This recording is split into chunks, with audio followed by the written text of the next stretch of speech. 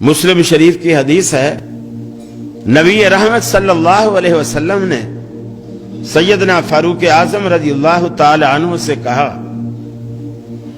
اے عمر، ایک شخص ہے، اس کا نام اویس ہے اور وہ قرنی ہے، اس کے کمر پر اس کی برس کا ایک داغ ہے، پہلے بڑا تھا، اب وہ تقریباً کم ہوتے ہوتے 1 درہم جتنا رہ گیا ہے، اب وہ موجود ہے، یعنی میرے وقت میں وہ موجود ہے، لیکن میرے پاس نہیں آیا، میری زیارت نہیں کی، مجھ سے بیعت نہیں ہوا، صرف اس وجہ سے اس کی ایک بوڑھی ماں ہے اور وہ دن رات اس کی خدمت میں لگا رہتا ہے، اور اس کی ماں کی خدمت کرنے والا اس کے سوا کوئی نہیں، تو اس نے ماں کی خدمت کی وجہ سے صحابیت کا رتبہ چھوڑ دیا ہے۔ اگر میرے پاس آتا، میری زیارت کرتا، چونکہ وہ صاحب ایمان ہے، مجھ سے ملاقات کرتا، صحابیت کا رتبہ پاتا، لیکن بوڑھی ماں کی وجہ سے اس نے صحابیت کا رتبہ چھوڑ دیا۔ عمر، لیکن اللہ نے صحابیت کے رتبے کو بھی کھونے کے باوجود اس ایک بوڑھی ماں کی خدمت کی وجہ سے اللہ نے اسے وہ کچھ دیا ہے کہ وہ اپنے منہ سے کچھ بھی نکال دے، عرش والا اسے فوراً پورا کر دیتا ہے۔ عمر کو بتایا کیوں؟ عمر، اگر تیری اس سے ملاقات ہو تو اپنے لیے دعا ضرور کروانا کہ اللہ اس کی دعا کو رد نہیں کرتا۔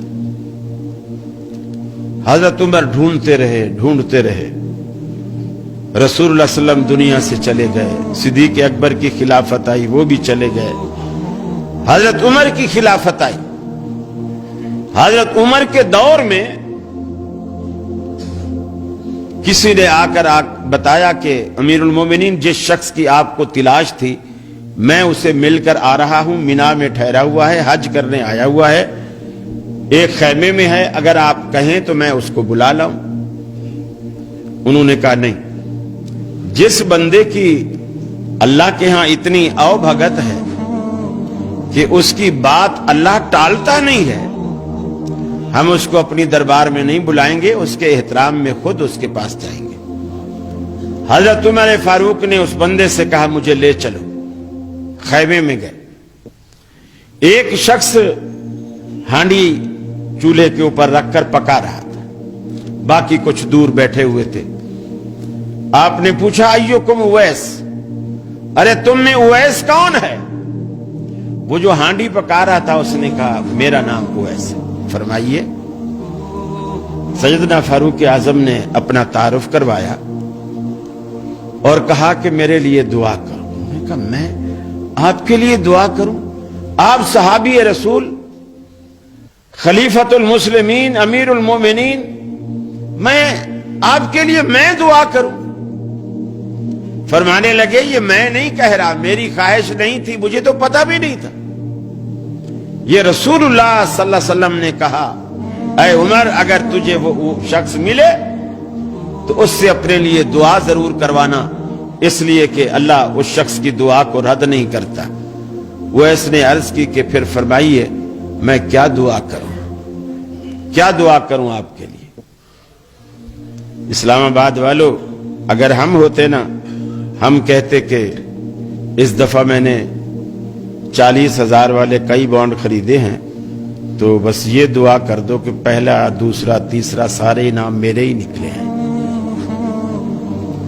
لیکن آپ جانتے ہیں سیدنا فاروق اعظم نے کیا دعا کی؟